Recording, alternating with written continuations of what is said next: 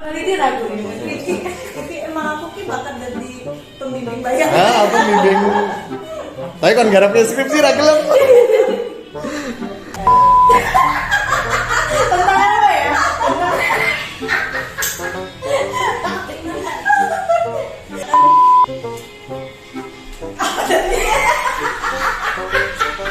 Kamera roll.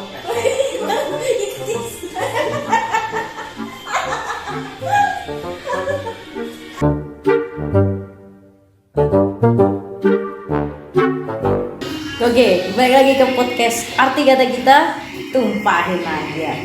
Nah, sekarang di sini pembawa acaranya aku ya, bukan cewek cakep yang kemarin nih di episode 1. Nah, cuman di sini yang berbeda adalah narasumber ya.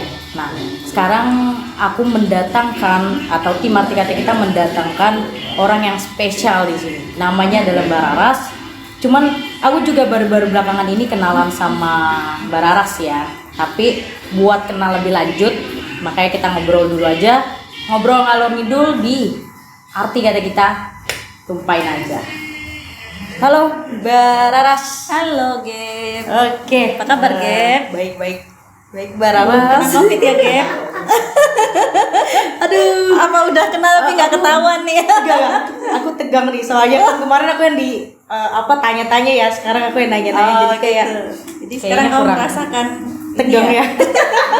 Agak-agak canggung gitu ya. Mbak, gini, kita kan baru kenal ya belakangan ini ya. Nah, Mbak Raras juga mungkin juga baru kenal aku. Cuman aku pengen lebih kenal Mbak Raras lebih dalam lagi. Dan aku pengen banyak tahu tentang Mbak Raras. Nah, boleh kenalan dulu mungkin Mbak sama teman-teman juga. Oke. Hai, teman-teman arti kata, perkenalkan aku Raras, biasanya tapi dipanggil Emprit. Jadi kamu boleh loh manggil aku Emprit. Karena orang-orang di luar sana kayaknya lebih kenal aku sebagai Emprit. Mbak atau Gitu ya. atau panggil aja Emprit gitu pakai Oh, boleh kakak, boleh mbak ya. Emprit. Asal jangan mak gitu ya. Jadi ya kamu tau lah backgroundku mungkin udah diceritain kan sama yang namanya Bagong itu. Oh iya. Iya, kan. Aku sih sebenarnya profilnya tuh ibu rumah tangga loh. Anaknya 2 gitu kan. Tapi ya lumayan berpendidikan lah karena ya orang tuaku udah susah-susah kan nguliahin aku sampai S2, jadi ya latar belakangku antropologi budaya gitu. Iya. Dari univ mana tuh? Kalau aku kan di Untit ya. Gitu ya. Kalau Mbak Raras, Mbak Emprit. Nah, Dari UGM. wih, mantap ya. Jauh banget berarti. Itu Universitas Gajah Mungkur. Oh, keren. Gambar mana? Oh, dari somasi gitu. Iya. Kan alumninya ya yang ngomong. Oke. S2 antropologi UGM. Keren banget. Antropologi nih Mbak, yang aku tahu itu sama kayak Bang Pandu kemarin nggak sih, kayak tentang riset tentang budaya, tentang kultur, tentang masyarakat lokal. Sama. Karena kami kan sealma mater. Tapi sebenarnya agak riskan ya ngomong alma mater nih, nanti kita ngobrol jadi beban alma mater. Oh ya, kita ngobrolin ke ini aja, mungkin pengalaman Mbak Raras gitu ya. Aku dapat banyak cerita, entah itu kayak sekedar permasalahan rumah tangga, sebenarnya juga Dicurhatin gitu. dicurhatin sama ibu-ibu, dicurhatin tentang ini. Nah, kira-kira Mbak Raras ada cerita menarik apa nih dari selama riset gitu yang pernah, yang bener-bener sampai sekarang tuh keinget banget, apa yang berkesan? Ya pastilah ya, kalau peneliti itu kan sebenarnya apalagi peneliti antropologi ya, etnografi, yang dicari itu cerita gitu. Jadi ya kita memang membuat orang supaya bercerita dengan penelitian itu. Jadi misalnya kita wawancara nih ya, walaupun di bahasanya akademik itu kita wawancara, tapi sebenarnya kita membuat orang itu bercerita. Gitu. Kamu mau curhat sekarang, Gem? Aduh, boleh kalau loh, Gem. soal cerita ya, kayak apa ya, mau cerita cuman pengen cerita sedih tapi Tumpahin pengen ketawa. aja, tumpahin aja. Maksudnya ini jangan kesehatan mentalku udah terganggu. Kamu sih circle-nya, pertemanannya itu yang bikin gitu kali. Iya. Ngomong-ngomong soal cerita Mbak, kita kalau nemu orang baru ya, kok orang pengen aja gitu cerita sama kita padahal kan kenal juga enggak, maksudnya baru kenal dan lain-lain. Nah ini berhubungan juga dengan arti kata kita ya, kita bisa cerita tanpa kita kenal orangnya, tapi kita hanya sebatas tahu lewat foto, tahu lewat bionya, tahu lewat sosial medianya. Nah menurut Mbak Rara sendiri, kenapa sih orang yang baru kita kenal mereka itu mau cerita ke kita? Karena aku juga heran gitu, aku juga nemuin beberapa orang yang kayak gitu ke aku. Bisa banget sih kayak gitu, karena kan pada umumnya orang mau cerita itu kan mencari siapa yang orang yang benar-benar dia percaya gitu kan ya. Tetapi kan kita tidak bisa menjamin kepercayaannya itu gitu. Apalagi kalau misalnya orang terdekat kita akhirnya mengkhianati kepercayaan itu, kita udah cerita curhat ternyata dia emberin ke orang-orang gitu kan. Itu ya kan berbuah menyakitkan banget gitu. Benar. Jadi orang ingin cerita kepada orang yang dia tidak kenal itu sebenarnya sebuah upaya untuk cerita itu tidak akan terbongkar di circle-nya dia gitu. Jadi ketika misalnya nih aku curhat sama kamu, aku kepercayaanku itu adalah ketika kamu ceritakan ke orang-orang, kamu tidak ada yang kenal dengan circleku gitu. Jadi apa yang aku ceritakan itu lebih aman gitu loh. Resiko untuk terjadinya pengkhianatan itu lebih sedikit Ya. gitu. Jadi ada nothing tulus ketika kita bercerita kepada orang yang tidak kita kenal gitu, karena kamu tidak kenal aku, kamu tidak punya tendensi apa-apa denganku, jadi aku lost cerita ke kamu gitu. Itu ada menurutku beberapa orang yang beda-beda tipe ya. Ada yang kayak ada orang baru tapi dia benar-benar nggak mau terbuka, kayak malah takut gitu kalau dia lebih banyak tahu ketimbang orang terdekatnya. Ada juga dengan tipe yang kayak Mbak Raras bilang tadi, dengan orang baru justru dia merasa lebih aman karena dia nggak tahu sekelilingnya kita itu siapa gitu. Jadi lebih privasi dia, cerita-cerita dia nggak kebeber kemana-mana. Nah yang mau aku tanyain lagi nih Mbak, soal kepercayaan itu kan lebih sulit untuk didapatkan ya ketimbang cinta kasih, semisal atau empati lah ya. Kayak kita itu ketemu orang gitu, misalnya jatuh di jalan lah ya, itu empati kita langsung ada. Tetapi kan kalau menurutku ya kepercayaan tidak seperti itu. Menurut Mbak Raras nih soal kepercayaan itu gimana? Kepercayaan itu ya sesuatu yang dibangun berdasarkan hubungan-hubungan relationship nih antara kita dengan orang lain. Jadi hal itu udah jadi kebiasaan di dalam keluarga kita gitu. Jadi kalau ada masalah kita biasanya malah duduk bareng gitu, jagung bareng, ngobrol apa. Tapi juga ada yang dilakukan bersama, ada juga yang person to person gitu. Misalnya aku sama Pandu gitu. Kadang-kadang kita di luar keluarga juga kita ngobrol person to person kan, ngomongin orang, gibahin orang juga. Apa keluarga sendiri digibahin gitu. Gibahin aku enggak habis ini habis. Iya. Tapi gibahnya itu gibah bukan gibah untuk menjatuhkan apa-apa ya. Kita kan itu keluarga sendiri soalnya. Tapi gibah untuk gimana ini ya, kita punya masalah gini, menurutmu gimana, kita cari solusinya gimana. Itu lebih ke pembahasan pendapat masing-masing kita lah tentang masalah keluarga. Oke, itu kalau menurut Mbak Raras dari kalau orang terdekat yang cerita sama kita ya. Tapi pernah nggak Mbak kayak bener-bener ada di posisi yang aduh gue bingung cerita sama siapa? Kalau gue pribadi nggak pernah sih ya, karena aku punya orang-orang di sekeliling yang itu tadi bisa aku percaya dan aku aman, aku merasa aman, punya ibaratnya nggak insecure lah kalau sama orang-orang terdekat gitu. Apalagi keluarga besar ya. Aku bisa milih nih, aku mau cerita ini sama siapa sih, sama adikku yang mana gitu. Aku mau cerita ini ke bapak atau ibuku ya gitu. Jadi kalau aku personal sih nggak pernah, karena juga aku suka bercerita gitu loh. Tuh, oke. Ada yang kayak Mbak Raras suka bercerita, ada yang kayak aku mungkin ada sedikit Tertutup, introvert ya. Mungkin sekedar natap mata orang pas ngobrol aja kayak aduh gimana gitu. Apalagi Tapi- mau cerita Ini kamu introvert ya? Kamu ambivert ya.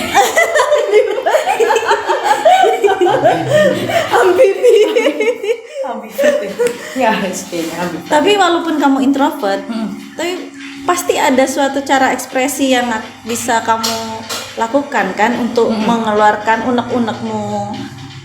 Pasti tetap ada curhat-curhatnya juga kan? Ada curhatnya, tapi Tidak kadang-kadang berarti introvert itu tidak berarti antisosial kan? enggak. Aku pun juga sebenarnya bukan introvert kalau di mata teman-temanku. Mungkin di mata Bang Pandu juga aku enggak introvert. Amfibi. Ekstra Ordinary. Ekstra banget. Enggak, maksudku gini Mbak, ada yang kayak Mbak Raras kayak orang terdekatku bisa tak ceritain.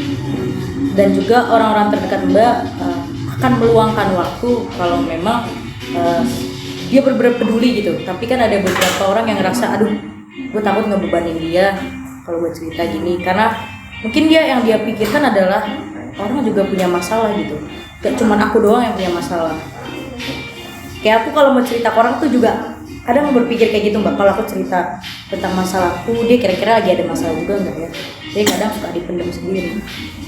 Itu penting, justru itu yang bagus. Karena apa? Ketika kita mau mengekspresikan dengan curhat gitu ya, kita harus benar-benar menimbang dulu, memikirkan dulu ke siapa kita akan cerita, tentang apa yang aku ceritakan, terus gimana kalau aku cerita begini. Itu semua harus sudah kita pikirkan. Nggak bisa ya kita misalkan pengen curhat terus kita lakukan sembarangan, itu nggak bisa. Misalnya itu tadi, begitu ada orang datang duduk terus kita langsung cerita tanpa kita pikir dulu nih. Kalau kata anak sekarang tuh istilahnya bocah prik. Bocah prik ya kan. Kaget kan? Apa nih orang? Siapa lu gitu kan? Bocah prik. Kita netizen, sama-sama netizen gitu. Bocah prik. Jadi semua itu nggak bisa kita lakukan semena-mena gitu. Benar. Kecuali kita sudah kenal orangnya, kayak aku sama Pandu. Aku mau cerita ki, ra gelem, pokoknya kudu gelem gitu ya, kan. benar. Jadi kita harus tahu konteksnya, dengan siapa kita akan membicarakan hal itu, apa yang akan kita bicarakan, terus dampaknya apa kira-kira, itu harus sudah ada dulu gitu di pikiran kita. Itu tadi tentang kayak kita harus mikirin dulu ya Mbak ya. Ternyata cerita itu gak bisa sembarangan. Dalam artian kalau sama orang terdekat nih, kita harus yang mikirin dulu, mempertimbangkan dulu, istilahnya kayak gitu kan ya. Nah, aku pernah ada di posisi dimana kayak pengen cerita tapi ragu, karena aku pernah cerita tapi dibeberin nih. Dan akhirnya itu berujung ke ketidakpercayaan aku ke orang, dan itu berujung ke pengucilan orang-orang aku juga. Nah, belakangan ini nih lagi tren yang namanya cancel culture. Nah, aku masih kurang paham sebenarnya. Mungkin Mbak Raras ya yang udah menggeluti dunia sosial media juga, dia juga searching mungkin banyak kayak mantengin apa sih yang lagi viral sekarang tuh tentang cancel culture ini. Menurut Mbak Raras tuh gimana gitu? Oke. Sebenarnya cancel culture ini istilah yang asing buatku ya, karena ini kan lahirnya di generasi zaman sekarang ya. Jadi cancel culture generasi apaan sih gitu? generasi ya, tapi aku sendiri Tapi kamu sendiri malah. Jadi aku harus browsing dulu tadi. Apa ini cancel culture? Istilah anak muda apa ini kan? Tapi jadi kalau aku lihat dari kasus-kasusnya itu, cancel culture ini kan sebenarnya sebuah fenomena ya. Fenomena yang lahir di era digital, di mana di sosial media itu banyak melahirkan kalau kata anak zaman sekarang SJW itu loh. Oh iya. Social Justice Warrior. Nah, itu orang-orang yang bisa berkesempatan berkomentar di sosial media yang itu anonim gitu ya. Nih. Orang tidak kenal nih. orang tidak tahu siapa dia di jagat dunia maya itu. Jadi ini fenomena yang kan tidak bisa kita kontrol. Artinya ya it happen, terjadi aja gitu.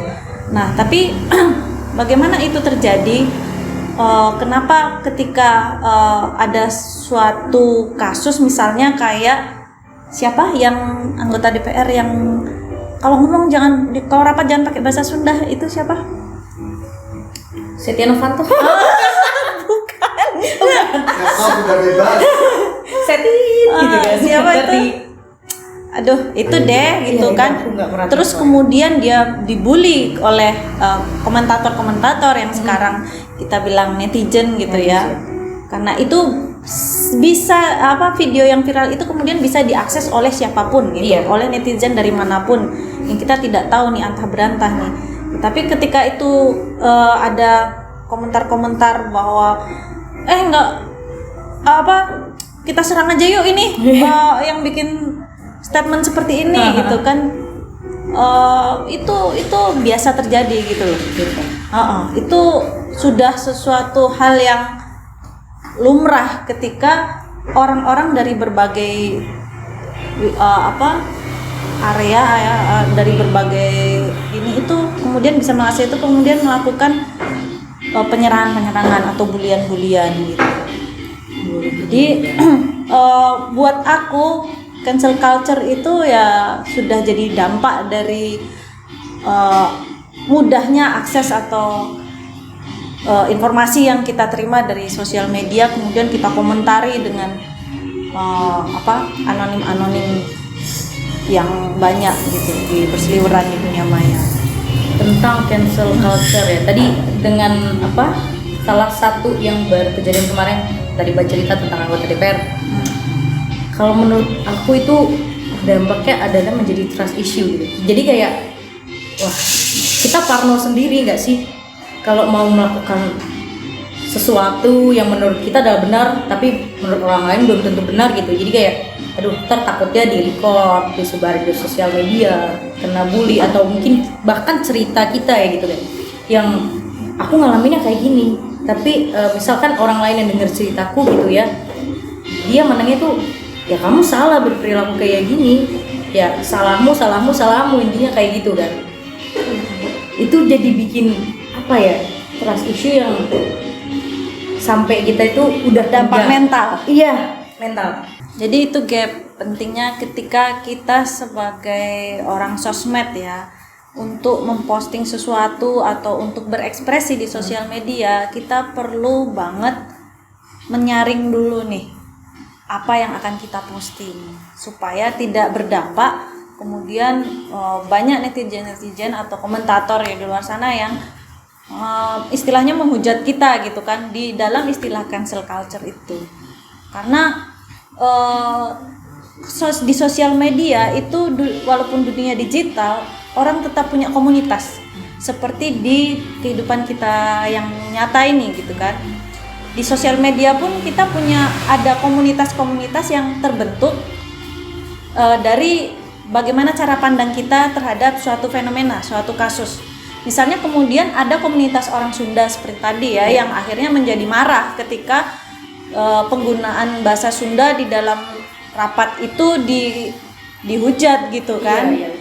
Kemudian orang Sunda, komunitas itu merasa marah nih rame-rame, dan begitupun orang di luar komunitas Sunda yang juga istilahnya satu frekuensi lah atau satu pendapat lah dengan komunitas-komunitas itu tertentu. Jadi di sosial media kita lebih gampang untuk adu komentar gitu kan, karena itu pun sudah akan menjadi konsumsi publik gitu.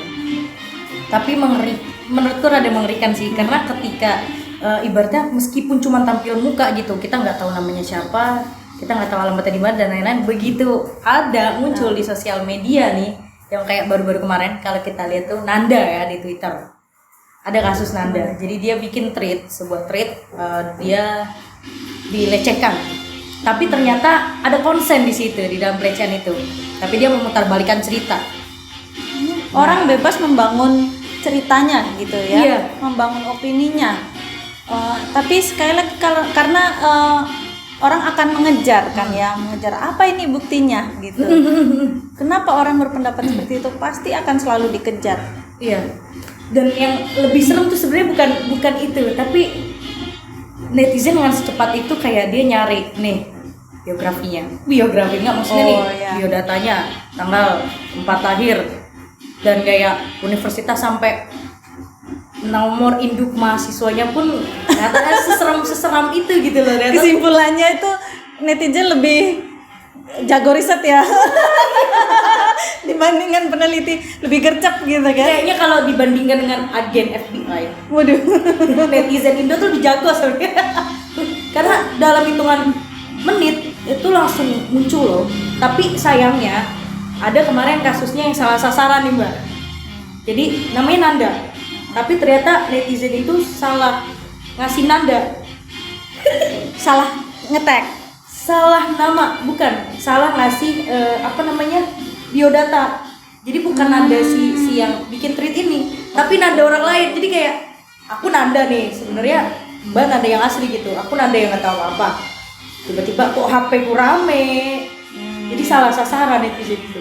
Tuh bener seram itu. Ya, gitu itu loh. dia, karena bentuk digital itu yang kemudian bisa diakses oleh orang lain gitu. Kita dulu kita pernah nih masang biografi kita seperti ini, masang citra kita seperti ini. Itu ada jejak rekam digitalnya, dan itu bisa diakses oleh netizen tadi itu, komentator itu tadi. Mereka bisa mencari dengan jempol mereka nih. Buka akun Instagramnya, buka akun Facebooknya, buka ini, kita screenshot nih, udah dapet gitu. Itu karena bisa diakses oleh umum. Jejak digital itu nggak akan pernah hilang, itu benar gitu. Jadi siapapun akhirnya berlomba-lomba untuk penasaran nih kita cari-cari dah gitu. Akhirnya dapet, akhirnya dia keluarkan gitu. Yang itu juga mungkin buat dia bisa pansos juga kali ya. Mungkin dia punya kepentingan dengan menyebarkan isu seperti itu gitu kan. Pentingannya apa ya? Balik lagi ke orang itu gitu. Biar followersnya banyak atau biar jadi seleb gitu kan. Orang jago juga nih, bisa manfaatin gitu. Bisa jadi lambe turah 3 gitu kan. Nah, bicara tentang cancel culture juga iya, bicara tentang jejak digital juga iya. Nah, Mbak Raras ini salah satu tim arti kata kita ya, yang bisa banget dicurhatin. Mau obrolan receh juga Tumpahin bisa. aja, tumpahin. Ya kayak Mbak Raras, hari ini aku lagi makan Indomie nih. Ya, seringan itu pun sama Mbak Raras bisa ya. Iya, bagi dong Indomie rasa apa? Soto Lamongan nggak sih? Favorit aku soto Lamongan loh. Endorse dong. Enggak lah, belum dapet traffic soalnya. Ya, gini maksudnya kayak ada ya orang yang mengabaikan chat kita, kayak misalnya hal-hal sepele yang apaan sih lo, nggak penting banget aja kayak gini diceritain. Tapi dengan tim arti kata kita di sini ya, itu diladenin nggak ya? Kalau misal aku cerita kayak gitu nih ke Mbak Raras. Ya suka-suka kita juga deh. Maksudnya kita bisa membalasnya dengan hal-hal yang sesuai misalnya mood kita waktu itu ya. Tapi kan karena ini layanan sosial, berarti pastilah kita bahas, karena itu kan kerjaan kita. Masa mau nggak dibalas? Iya. Nggak laku nanti. Jadi tetap aja dong harus kita balas. Tapi kan membalasnya itu kan tergantung kebawaan kita ya. Misalnya Betul. soal mie aja tadi. Aku lagi jangan endorse. Kita lagi makan mie, Mbak, aku lagi makan mie nih. Kalau aku sama kamu mungkin balasnya beda kan? Kalau aku mungkin soto Lamongan nggak? Kalau soto Lamongan kirimin dong gitu kan? Kalau kamu balasnya gimana gitu? Kalau aku kayak bagilah. Nah gitu kan. Maksudnya tentu akan dibalas, tapi kan itu sesuai dengan mood kita waktu itu. Jadi Anda yang cerita pun juga mengalir aja lah, kayak kita ngobrol. Kalau misalnya memang mau sebenarnya itu basa-basi atau memang kamu punya masalah khusus dengan makan mie itu. Dan Misalnya, solusi mungkin. butuh solusi, Mbak. Cara makan mie yang paling enak apa? Diputar, dilipat, dijilatin apa gimana gitu kan. Jadi ya ngalir aja lah, kayak kita menganggap kalian teman gitu. Teman yang bagaimana ya itu tergantung kita tadi. Soal mengalir aja, dan ini arti kata ini Mbak, kerennya adalah dia tidak kayak robot. Jadi kalau misalnya aku biasa ya chat, Iya. ada nih di Line waktu tahunan aku SMP. Nah, itu namanya buat ngobrol, tapi awal-awal itu dia balasnya kayak ini loh, robot Customer gitu. service. Kayak customer service gitu, kayak yang udah pesan otomatis kalau misalnya ada kata kuncinya ini, dan dia akan ngebalas seperti ini, dan itu rata-rata sama. Tapi di arti kata kita enggak, karena yang membalas adalah manusia yang juga memiliki rasa. Ternyata yang ngajak kita chat robot. Jangan, nanti makanya pakai captcha ya.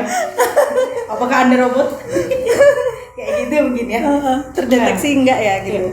Dan nanti teman-teman nih, kalau wah aku punya stres gitu sama Mbak Raras, aku pengen cerita atau pingin nanya-nanya mungkin dari soal riset, keluarga, percintaan dan lain sebagainya, kayak Mbak Raras bisa dipercaya banget gitu ya. Ya karena menurutku tidak hanya trust itu tadi ya, balik lagi ke tadi, karena aku nggak kenal kamu nih, jadi nothing tulus aja lah ceritain. Iya, benar. Aku mau ceritain ke orang lain juga, emang itu siapa Prit? Nggak tahu loh.